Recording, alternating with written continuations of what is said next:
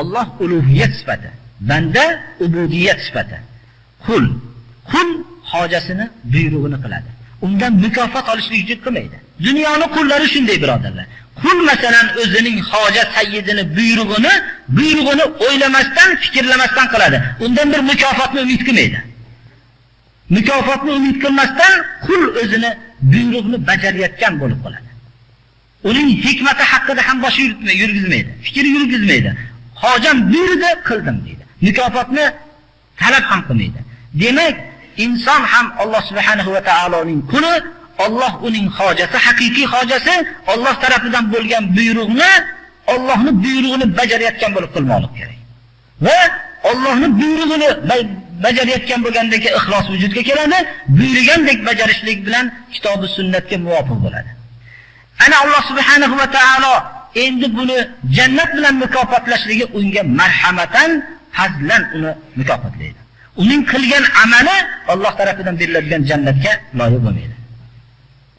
Shuning uchun ham Alloh subhanahu va taolo tarafidan biz mukofotga sazovor bo'lamiz. Nima bilan? Ixlos bilan, birodarlar. Ana bu ixlos butun amallarning asosi, dinning negizi va mag'zidir. Agar ixlos sifati topilmasa, bu qilinayotgan amallar hammasi mana shu dunyoning o'zida qoladi, birodarlar. Bizning kechasi turib ibodat qilganlarimiz agar Alloh rizosi uchun bo'lmasa, qilib yurgan yaxshiliklarimiz Alloh rizosi uchun bo'lmasa, bir ixlos bilan bir marta oddiy amalni qilgan odam bizdan afzal bo'ladi, birodarlar. Shuning uchun banda o'zining har bir qilgan harakatini Alloh subhanahu va taoloning rizosini uchun qilmoqlik kerak. Men deydilar, tobiinlardan bittalari ashab Rasululloh sallallohu alayhi va sallamdan 70 kishini ko'rdimki, bularni barobariga biror bir kishini teng qilib bo'lmaydigan katta sahobalardan 70 kishini ko'rdimki, kechasi-yu kunduzi ichi bilan tashini bir xil qilishlikka harakat qilishadilarki, munofiqlikdan qo'rqib.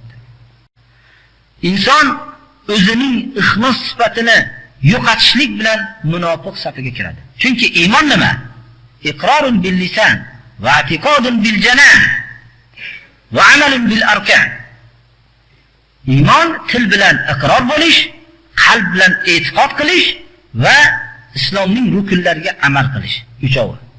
Munofiqda til bilan iqror bo'lish topiladi va rukunlarga amal qilish topiladi. Biz qatorimizda yurib namoz o'qiradi. Hattoki shu josuslik qilib maosh olib farzand tarbiyalayotgan josus ham safizda namoz o'qib yuraveradi. Tilida la ilaha illalloh deyveradi.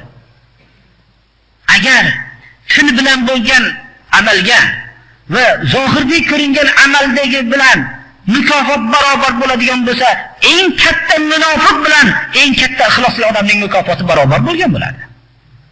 Demak, shu ixlos sifati topilmaganligi uchun o'rtadagi i'tiqodun bil janan, qalb bilan bo'lgan e'tiqod topilmaganligi uchun u do'zaxning eng pastki qismida bo'ladi.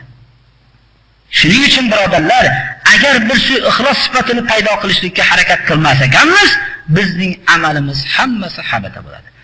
Oyat kalimaning ma'nosi vallohu alam shuki va ma umiru illa liya'budulloha muxlisina lahu-d-din hunafa.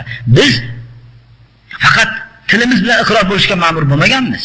Yo'inki zohirda bir amal qilib qo'yishlikka ma'mur bo'lmaganmiz.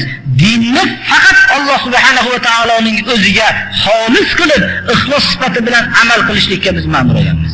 Agar bu sifatni vujudga keltirmasak, Alloh subhanahu va taoloning oldiga borib talab qiladigan mukofot yo'q bizga, birodarlar. Nimaga? Odamlar uchun bo'lsa, odamlar seni maqtagan deydi. Shuning uchun ba'zi vaqtlarda amaliy yo'ngi boshqaga o'zingizni xaridoringiz nihoyatda ko'payib ketayotgan vaqtda o'zingizni bir tekshirib ko'ring. Xaridoringiz yo'qolib borayotganda alhamdulillahki shu vaqtda menga ham ixlos sifati nasib bo'lyapti deb e'tiqod qilmoqligimiz kerak.